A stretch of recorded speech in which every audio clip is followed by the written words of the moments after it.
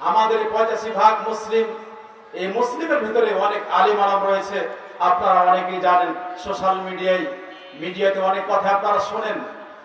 মিডিয়ায় এক আলিমের মুখ থেকে শুনলাম, তিনি বলছেন, একজন যেন জিজ্ঞেস করছেন যে আচ্ছা তোমরা মসজিদে কি করো, মসজিদে গিয়ে কি করো, আপনারা কি করেন মসজিদে? আমরা আল্লাহর জন্য সিজদা করি। তো ওনাকে যখন জিজ্ঞেস করা হয়েছে তোমরা মসজিদে কি করো, মসজিদে গিয়ে আমরা সালাত পড়ি। সালাত যে পড়ো, নামাজ যে পড়ো, প্রার্থনা করো, কার জন্য করো? তিনি বললেন যে আল্লাহর জন্য করি। আবার তারে জিজ্ঞেস করা হলো, আল্লাহর জন্য যে করো, আল্লাহকে দেখো? বলতে তো না, আল্লাহকেও দেখি না। হিন্দুর প্রশ্ন এগুলা। হিন্দুরা বলছে তোমরা যেমন মসজিদে গিয়ে তোমাদের আল্লাহকে না দেখে ইবাদত বন্দি করো, আমরা মূর্তির পূজা করি, এই মূর্তিগুলা আল্লাহর কাছে আমাদের ইবাদতগুলা পৌঁছে দেবে। এই বক্তা সাহেব কি বলছেন দেখেন। বক্তা সাহেব বলছেন হিন্দুদেরকে কাফের বলা যাবে না, আমরা এক আল্লাহর ইবাদত বন্দি করি, আর হিন্দুরা বহু মাবুদের ইবাদত বন্দি করে, তারাও ইবাদত বন্দি করে, তাদের মাবুদ রয়েছে, এই মাবুদে আল্লাহর কাছে পৌঁছে দেয়।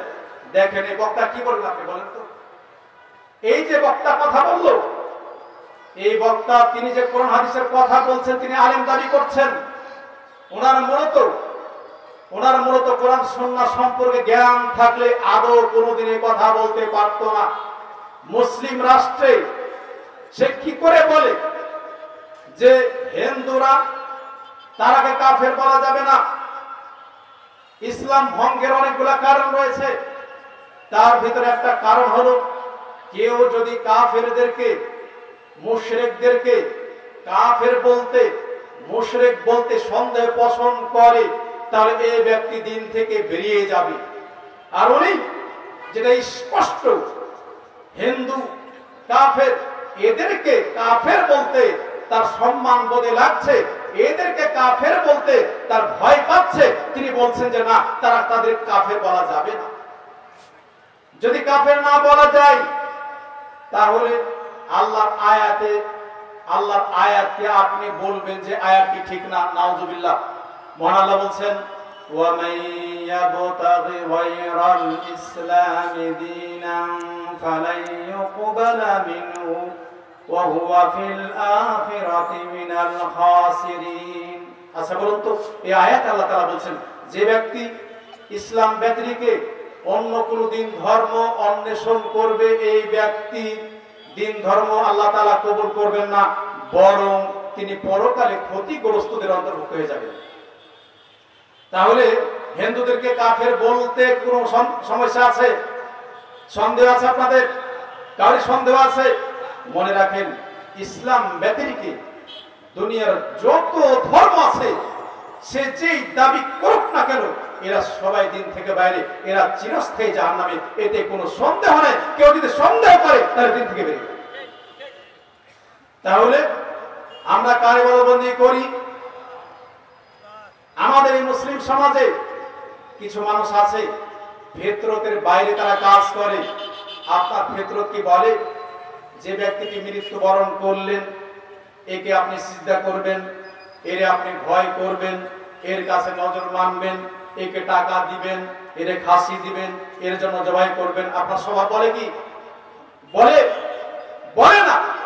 তাহলে আমাদের সমাজে কিছু মুসলিমধারী ভাই আছেন, এরা হলো মাটির তলকার এই মৃত্যু ব্যক্তিটির পূজা করে। আর হিন্দুরা পূজা করে নিজে হাতে মূর্তি তৈরি করে এর পূজা করে। যদি তাই হয়, মনে রাখেন মুসলিম হয়ে যদি আপনি কোন কবরের পূজা করেন, তাহলে আপনি ওই মূর্তি পূজারী আর এই পূজারী কোনো পার্থক্য নেই, আপনি উভয় দিন থেকে বাইরে। এজন্য আল্লাহ বলছেন ইন্নাহু মান ইউশরিক বিল্লাহ ফাকাদ হারামাল্লাহু আলাইহি জান্নাহ। যে ব্যক্তি আল্লাহর সাথে অন্য কাউকে স্থাপন করবে, এই ব্যক্তির জন্য আল্লাহ তাআলা জান্নাতকে হারাম করে দিবেন। তাহলে আপনার ফিতরাত, আপনার স্বভাব কি বলে? সর্বদাই কল্যাণ যে পথে, সে পথে আপনাকে ডাকে সালাত পড়ার জন্য, আপনাকে ডাকে হজ করার জন্য ডাকে, আপনাকে ডাকে সিয়াম করার জন্য ডাকে, আপনাকে ডাকে কল্যাণের পথে ডাকে, আপনাকে ডাকে কোরআন তেলাওয়াতের দিকে ডাকে, আপনাকে ডাকে কোরআন নিয়ে গবেষণা করার দিকে ডাকে, আপনাকে ডাকে আল্লাহর পথে ডাকে, আপনাকে ডাকে পরকালীন নাজাত পাওয়ার জন্য। কিন্তু আমরা তার উল্টোটা করি। তাহলে ইসলাম আপনার ক্ষেত্রে কি বলে? আবু হুরায়রা বলছেন রাসূলুল্লাহ সাল্লাল্লাহু আলাইহি সাল্লাম বলেন, কুল্লু মাউলুদিন ইউলাদু আলাল ফিতরা ফাআবাওয়াহু ইউহাব্বিদানিহি আও ইউনাসসিরানিহি আও ইউমাজ্জিসানিহি। প্রত্যেকটি সন্তান, আদমের প্রত্যেকটি সন্তান ইসলামের উপর জন্মগ্রহণ করে, তাওহীদের উপর জন্মগ্রহণ করে। তার পিতা মাতা তাকে ইহুদি বানায়, অথবা খ্রিস্টান বানায়, অথবা অগ্নি পূজক বানায়। আচ্ছা বলুন তো, এখানে একটা প্রশ্ন আছে। তাহলে আমরা কি পেলাম এই কথাগুলো থেকে? হিন্দুদের ধর্মে যে সন্তানটি জন্মগ্রহণ করে, খ্রিস্টানের ধর্মে যে সন্তানটি জন্মগ্রহণ করে, ইহুদির ধর্মে যে সন্তানটি জন্মগ্রহণ করে, অগ্নি পূজকের ঘরে যে সন্তানটি জন্মগ্রহণ করে, সবাই কিন্তু ছোট যখন শিশু এই সময় মুসলমান হয়েই জন্মগ্রহণ করে। কথা ক্লিয়ার বোঝা গেছে কি? বুঝতে পারেননি? আদম আমাদের সবার বাবা, হাওয়া সবার মা। হিন্দু বলেন, খ্রিস্টান বলেন, অগ্নি পূজক বলেন, দুনিয়ার যত মানুষ রয়েছে সবার বাবা আদম এবং সবার মা হাওয়া। এখন যখন আপনার জ্ঞান বুদ্ধি হলো, ওই সময় তারা দিন থেকে বাড়াইছে। তাই এই ফেতরা, এই স্বভাবকে যেইভাবে সৃষ্টি করা হয়েছে, এইভাবে ছেড়ে দিলে কোনো ব্যক্তি অমুসলিম হতো না, সবাই ইসলামের কথা। এটাই হলো তাওহীদ, এটাই হলো ইসলাম, এটাই হলো কল্যাণের পথ।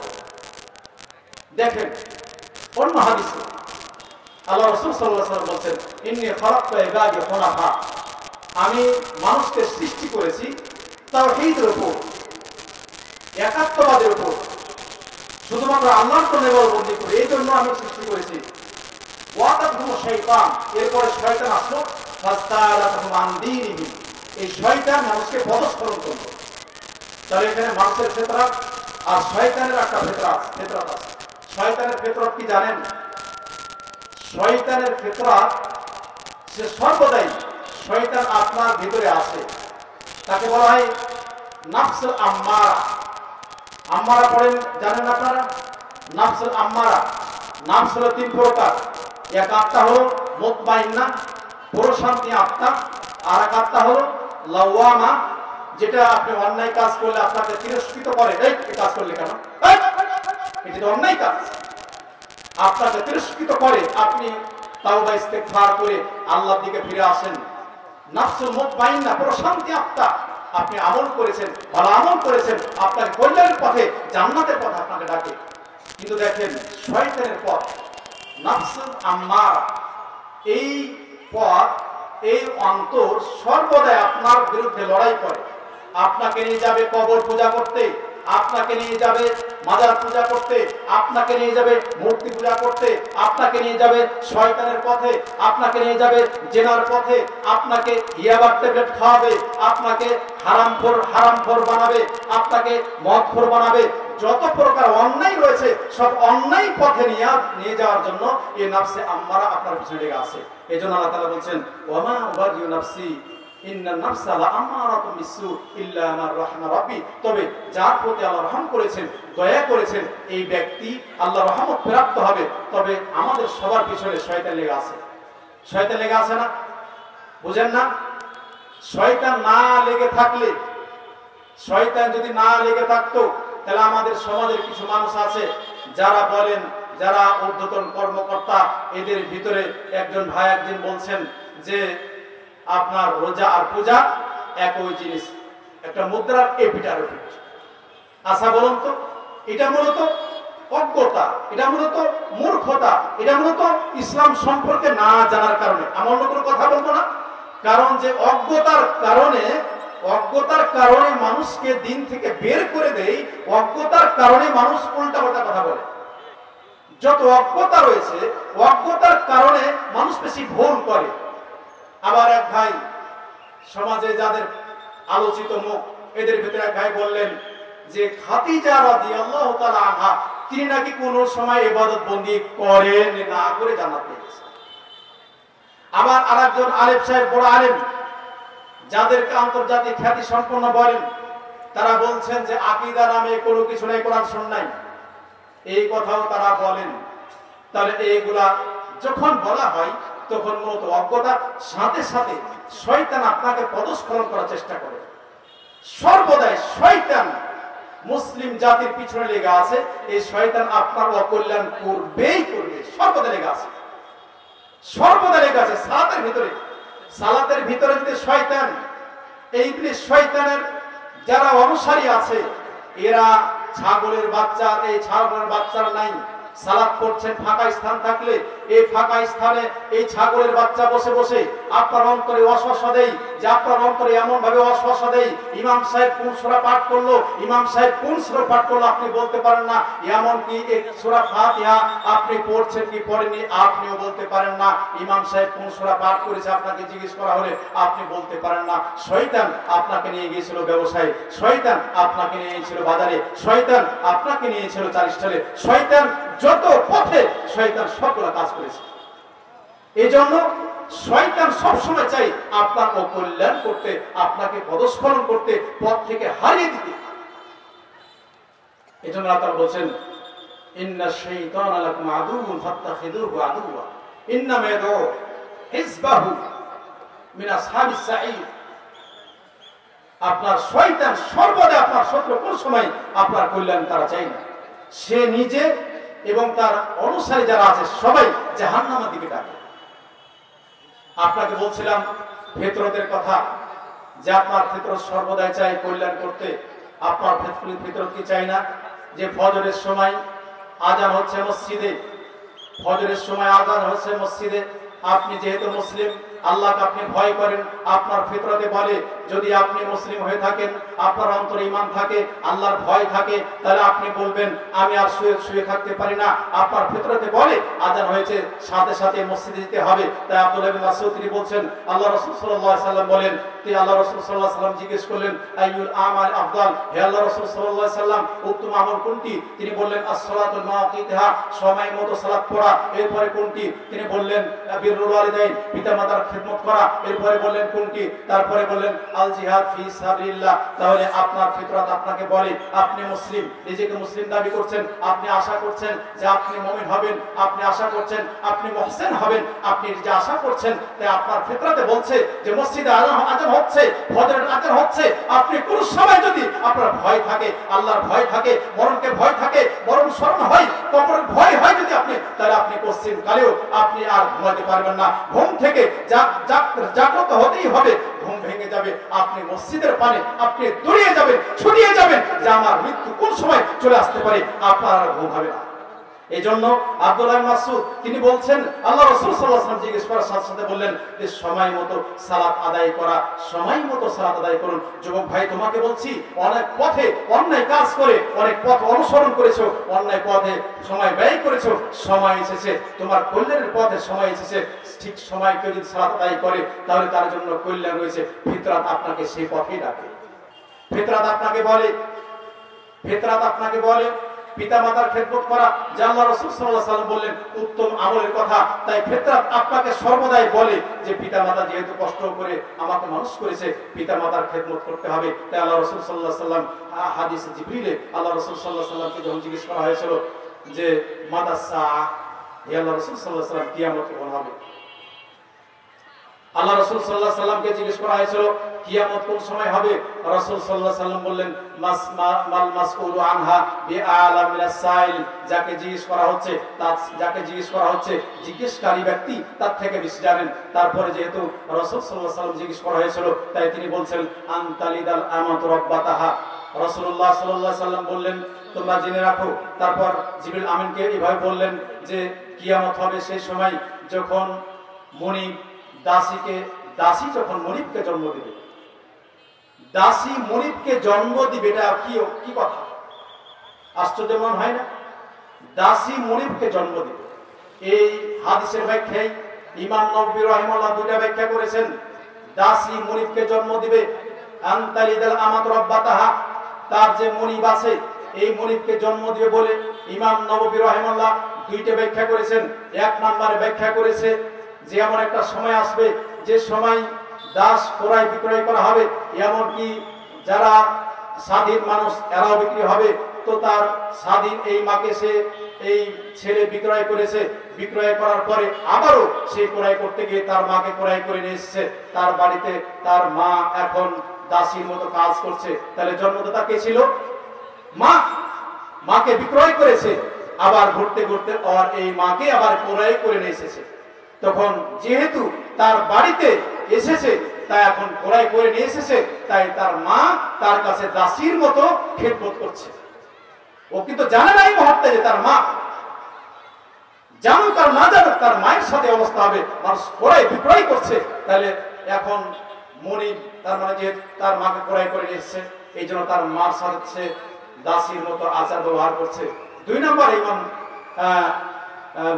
ইমাম নববী রাহিমাহুল্লাহ তিনি ব্যাখ্যা করছেন যে আরেকটা ব্যাখ্যা হলো যে এখন বর্তমানে যা চলছে, যে ছেলে বিয়ে করেছে আর বউ নিয়ে এসেছে, তারপরে বউকে কোনো কাজ কর্ম করতে দেয় না, বউ কোনো কাজ করে না, সবগুলো কাজ তার মাকে দিয়ে করে নিচ্ছে। এই যে এটা একটা কিয়ামতের আলামত। আল্লাহ রাসূল সাল্লাল্লাহু আলাইহি ওয়াসাল্লাম বলেন আনতারিদাল আমাতু রাব্বাতাহা। তাই কিয়ামতের আলামতে বললেন যখন দাসী মনুষ্যকে জন্ম দিবে, ওয়ান্তারাল হুফাতাল আওরাত, এরপরে বললেন নগ্ন পায়ে মানুষেরা, যার পায়ে জুতা নেই, যেই নগ্ন পায়ে, যার কাপড় নেই, বস্ত্রহীন মানুষ, এরা যখন বিশাল বিশাল বিল্ডিং তৈরি করবে, এরপরে বিল্ডিং তৈরি করে তারা অহংকার করবে। আল্লাহ রাসূল সাল্লাল্লাহু আলাইহি ওয়াসাল্লাম এইভাবে বললেন তখন তুমি কিয়ামতের জন্য অপেক্ষা করো। তাহলে আপনার ফিতরত বলে পিতামাতার খেদমত করতে হবে। আপনাকে বলছি পিতামাতার খেদমতেই মানুষের জন্য ইহকাল পরকাল কল্যাণ হয়, পিতামাতার খেদমতেই মানুষের জন্য কল্যাণ হয়। তাই পিতামাতার খেদমত করার জন্য আমরা চেষ্টা করব। পিতামাতার খেদমতেই আপনার জন্য আমার জন্য কল্যাণ। তাই পিতামাতার খেদমত কিন্তু আপনি করে যাবেন। পিতামাতার খেদমত ছাড়া পিতামাতার খেদমত ছাড়া কোন ব্যক্তি আজ পর্যন্ত পিতামাতার খেদমত না করে বড় হয়েছে আমার দেখা নেই।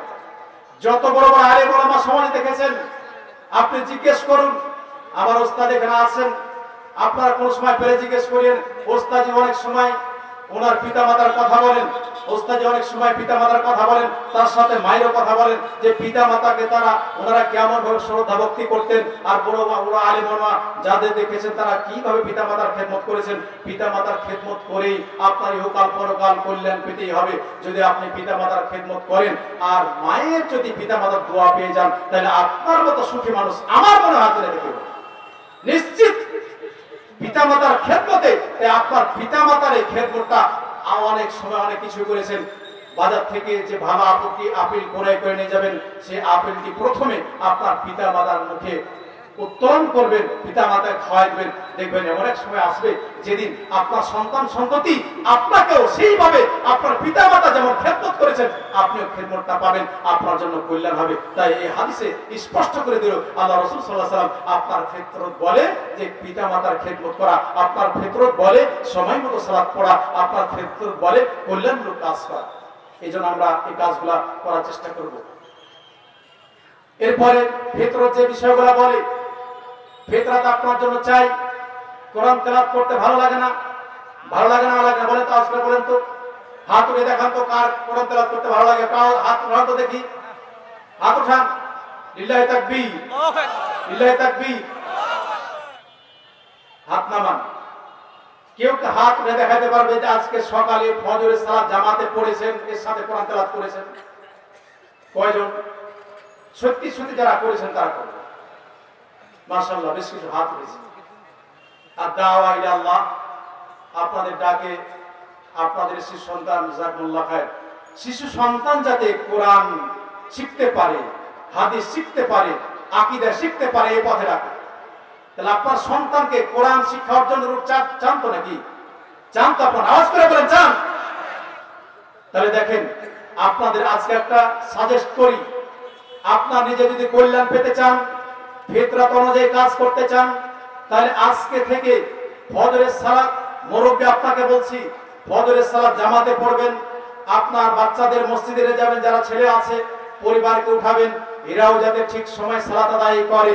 সালাত আদায় করার পরে আপনি মসজিদ থেকে আসবেন, মসজিদে বাড়িতে যখন প্রবেশ করবেন আসসালামু আলাইকুম ওয়া রাহমাতুল্লাহ এই সালাম দিয়ে বাড়িতে প্রবেশ করবেন।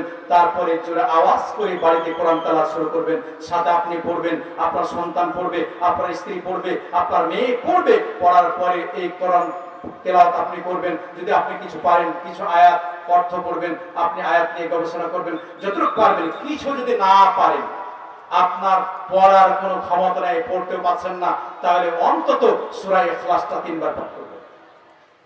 এই কাজ কোনোদিনই ভুল করবেন না। না পারলে সূরা ইখলাসটা 3 বার আপনি পাঠ করবেন।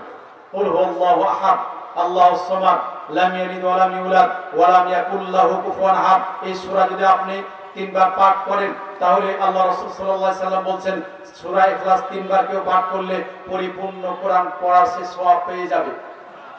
এইজন্য আপনার বাড়িতে আপনার ফিতরাত আজকে থেকে স্বভাব চালু করুন যে বাড়িতে ফজর সালাত জামাতে পড়ে বাড়িতে কোরআন তেলাওয়াত করব, এরপরে অন্য কোনো কাজে যাবেন। আব্দুর রহমান সাখরাল গামিদি তিনি বলছেন যে আমি ব্যবসা বাণিজ্য করতাম, ফজরের সালাত জামাতে পড়তাম, তারপরে জিকির আজকার করতাম, কোরআন তেলাওয়াত করতাম, আরো ভালো কাজ করার পরে আমি ব্যবসা বাণিজ্যের জন্য আমি বেরিয়ে যেতাম। এই জন্য আল্লাহ তাআলা অঢেল সম্পত্তি দিয়েছে আমাকে, যার হিসাব নেই। আপনিও তাই ভাবেন। যদি তাই হয়, আজকে আমরা অলস জাতি, আজকে অলস জাতি। আমরা ফেসবুক পেয়েছেন যুবক ভাই, সমাজে আমাদের যুবক ভাইয়েরা আছে, অনেক যুবক ভাইয়ের সাথে সাথে গোটা পরিবার তার বাড়িতে সিনেমা হল খুলে বসেছে, সবার কাছে মোবাইল আছে, এই হ্যান্ড মোবাইল আছে, সবার মোবাইলে সিনেমা হল খুলে রেখেছে। তার মেয়ে এক ঘরে, তার ছেলে এক ঘরে, তার স্বামী এক ঘরে, তার মা এক ঘরে, সবাই যেন মোবাইল নিয়ে ব্যস্ত আছে, মোবাইল নিয়ে ব্যস্ত আছে। লাস্টে দেরি করে ঘুমার পরে ঘুমায়, যেহেতু টাকা পয়সার অভাব নাই, খাওয়ার অভাব নাই, লাস্টে উঠে 9টা 10টার দিকে উঠে তারপরে তাদের আর মন কেমন থাকবে বলুন তো? মন কেমন থাকবে? সালাত নাই, ইবাদত বন্দেগী নাই, আল্লাহর ডাক নাই। কোশ্চিন কালেও টাকা পয়সা হাজার থাক, আপনার বাড়িতে কোশ্চিন কালে বরকত হবে না, আপনার বাড়িতে কল্যাণ আসবে না। টাকা পয়সা থাকতে পারে, কিন্তু একদিন ধ্বংস হয়ে যাবে। এজন্য উচিত, আপনার আমার উচিত যে কোরআন পড়া ঠিক সময় কোরআন পড়লে যদি আপনি একটি হরফ পড়েন কয়টি পাওয়া যায়? কয়টি নাকি? আব্দুল্লাহ মাসউদ তিনি বলছেন রাসূলুল্লাহ সাল্লাল্লাহু আলাইহি ওয়াসাল্লাম বলেন আলিফ লাম মিম। আলিফ লাম মিম যে বলছি, এটা লা আলিফের একটা হরফ, লাম একটা হরফ, মিম একটা হরফ। আলিফ লাম বললে, মিম বললে আপনি 30 নেকি পেয়ে যাবেন। এইজন্য আপনার ফিতরাত বলছে যে আপনার বাড়িকে আলোকিত করুন, আপনার বাড়িতে কল্যাণময় করুন। আপনার ফিতরাত আপনাকে বলে যে আপনি ইলম অর্জন করুন। মূর্খ থাকলে, জাহেল থাকলে, অজ্ঞ থাকলে ইবলিস শয়তান আপনার কাছে চলে আসবে। মূর্খ, জাহিল, অজ্ঞ হয়ে থাকলে ইবলিস শয়তান আপনার কাছে উপস্থিত হয়ে যাবে, আপনাকে ইলম অর্জন করার সুযোগ দিবে না। এজন্য রাসূল সাল্লাল্লাহু আলাইহি ওয়াসাল্লাম বলছেন তলাবুল ইলমি ফরিজাতুন আলা কুল্লি মুসলিম। আপনার ফিতরাত আপনাকে বলে কল্যাণকর ইলম অর্জন করো, তাহলে কল্যাণকর ইলম অর্জন করলে ইলম অর্জন করার মাধ্যমে আপনার কল্যাণ হবে। প্রত্যেক ব্যক্তিকে ইলম অর্জন করা ফরজ। আপনার স্বভাব, আপনার চরিত্র, আপনার আদর্শ আপনাকে বলে, আপনার স্বভাব আপনাকে বলে যে আপনি কল্যাণ করে ইলম অনুসরণ করুন। ইলম অনুসরণের মাধ্যমে আপনার কল্যাণ হবে। আচ্ছা বলেন তো, আপনার সন্তানকে আপনি দিয়েছেন যে হেফজ করতে দিয়েছেন, কোরআন মুখস্থ করবে, সাথে দিয়েছেন যে দাওরা পাস করবে, আরও কিছু পাস করবে, কিন্তু আপনার যে ইলম অর্জন আছে, যেমন সালাত পড়বেন, সালাতে ইলম আছে না? সালাত পড়বেন কিভাবে, সালাতের ভিতরে কোথায় দোয়া আছে, 2 সিজদার মাঝে দোয়া কি, রুকুতে দোয়া কি, তারপর সিজদায় দোয়া কি পড়তে হবে, সালাম ফেরানোর পর কি দোয়া গলা গেলে পড়তে হবে না? তাই আল্লাহ রাসূল সাল্লাল্লাহু আলাইহি ওয়াসাল্লাম বলছেন তলাবুল ইলমি ফরিজাতুন আলা কুল্লি মুসলিম। প্রত্যেক মুসলমান, এখানে নারীর কথা নাই, মেয়েদের কথা বলা হয়নি, কিন্তু মুসলমানের সাথে মেয়েদেরও কথা এখানে বলা হয়েছে। প্রত্যেক নর নারী মুসলমান সবার উপর ইলম অর্জন করা ফরজ হয়ে গেছে। তাহলে ইলম অর্জন করতেই হবে, নারী পুরুষ ইলম অর্জন করতেই হবে। এই জন্য আমরা নারী পুরুষ ইলম অর্জনের জন্য আমরা চেষ্টা করব সবাই। তাই আপনি সালাত কীভাবে পড়বেন, হজ কীভাবে করবেন, হজ আপনি যে করবেন, দেখেন ইলম অর্জন যদি না হয় তাহলে আপনি কিন্তু ভুল করবেন। কি করে?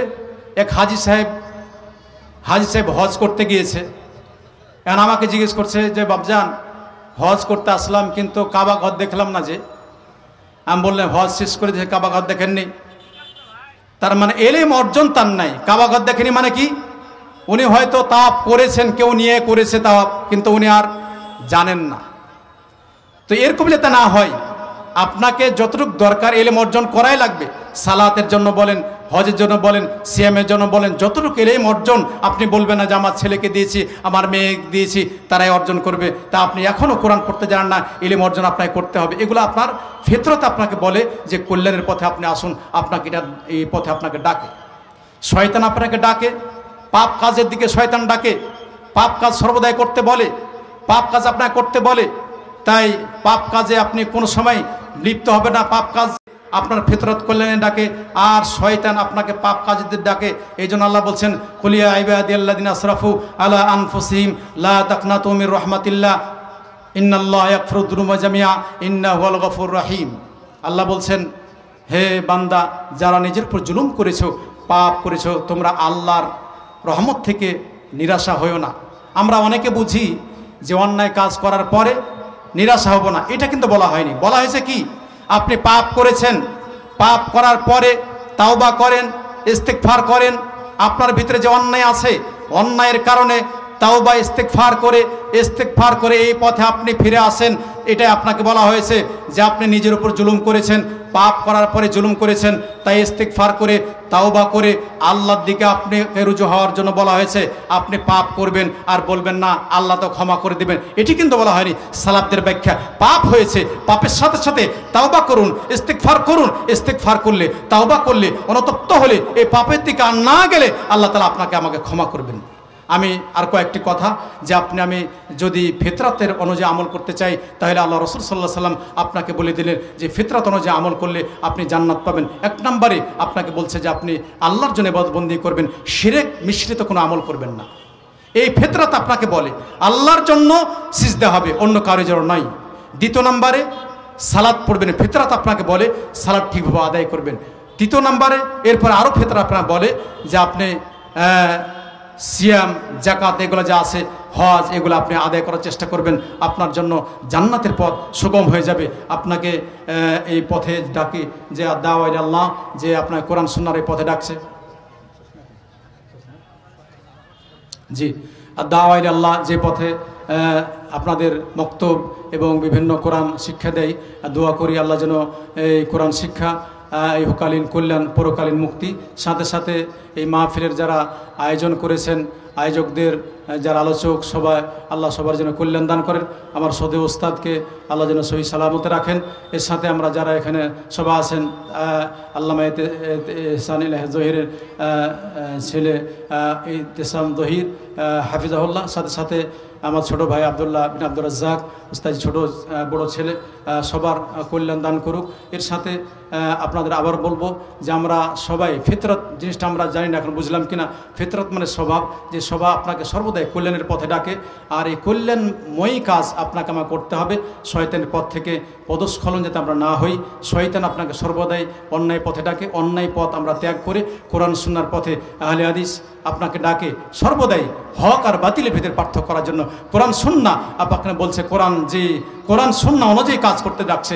তা আপনি বর্তমানে যে ইসকন, এরপর আরও যারা আছে, ইসকনের কথা আপনারা অনেক শুনেছেন, যে মুসলমানদের ইমানকে চুরি করার জন্য ইসকন জাতি মুসলমানদের ভিতরে ঢুকে এই হিন্দু জাতি মুসলমানদের অকল্যাণ করার জন্য ডাকে। এই জন্য আল্লাহ লাস্ট টাইম যে কথাটা বলছি, যা আল হক ওয়া যাকাল বাতিল ইন্নাল বাতিলা কানা যাহুকা।